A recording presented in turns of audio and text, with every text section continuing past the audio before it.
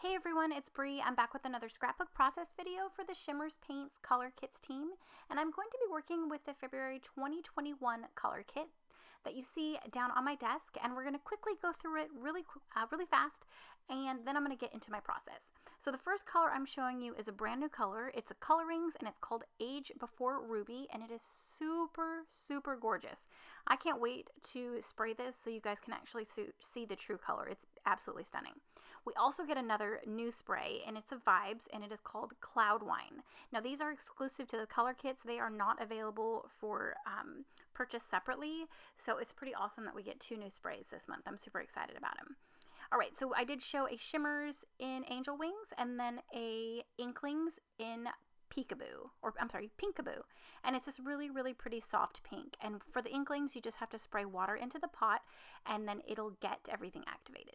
We also get a set of My Better Half dots, as well as this diamond stencil, which is awesome. Now, there is another color, and there is something else that comes in the kit.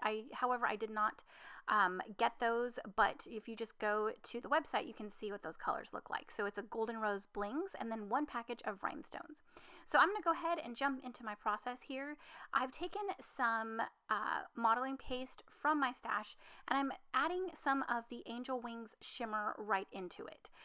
It's basically just making the modeling paste shimmery, and you can't really see it like on the final photos, but in person you can see that subtle shimmer, and that's what I wanted. Because since the Angel Wings is is white and basically can't really see it on my white background, I wanted a way to incorporate it. So if you guys just have modeling paste, like just white on hand, or if you have paint, you can add any of the shimmers to it, and you can change the color of your paste or your paint and either splatter it or push it through a stencil, and that way you can have any kind of color paste that you want. Alright, so I'm just going to push it through that awesome diamond stencil right there. And I did forget to mention, or forgot to show in the beginning, it comes with this exclusive cut file. It is called Roses, and it comes with these three. So you get the trio of roses, and then the two other roses by themselves. So what I did was I cut them several times on a piece of textured white cardstock out on my silhouette.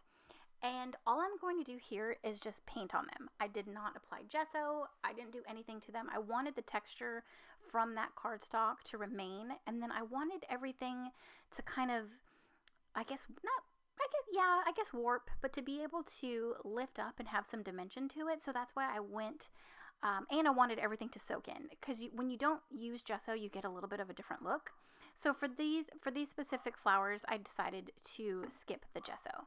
So all I'm doing is going through and painting on the colors. So I started with the Pinkaboo Inklings, and then I'm going to spray, I believe the first one I sprayed was the Cloud Wine, and then that second one is Age Before Ruby, I think that's it, yes. And look at how gorgeous these colors are. Like, oh my goodness, so stunning.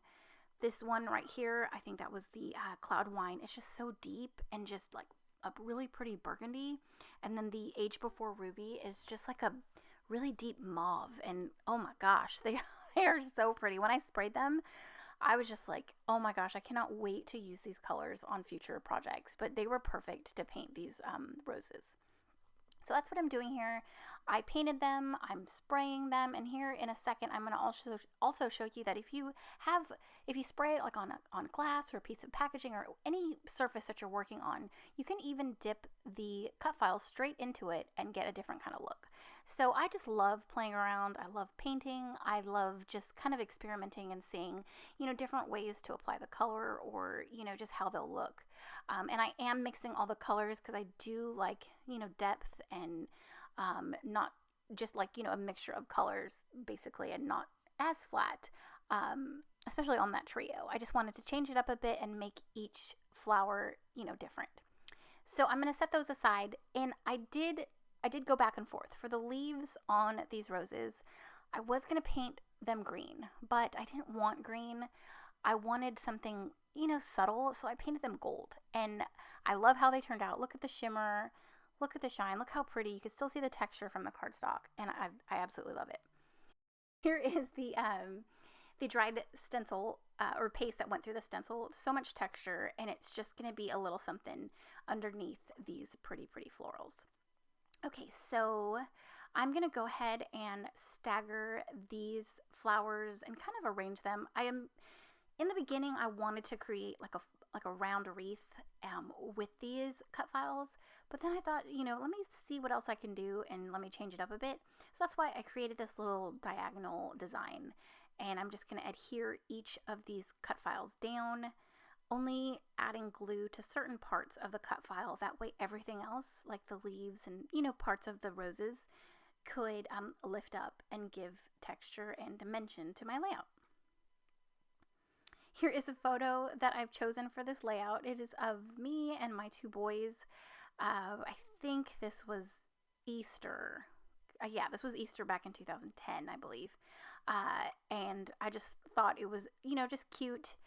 Since, it is February, the month of love, I, of course, love my boys more than anything. So they are going to be the subjects for this love layout.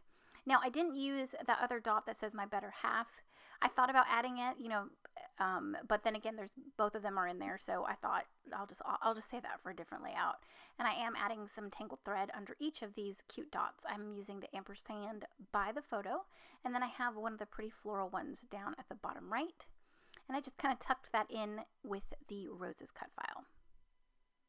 I did pull out a few different Felicity Jane elements from my stash. I'm trying to work through my stash, and I'm sure y'all have the same things.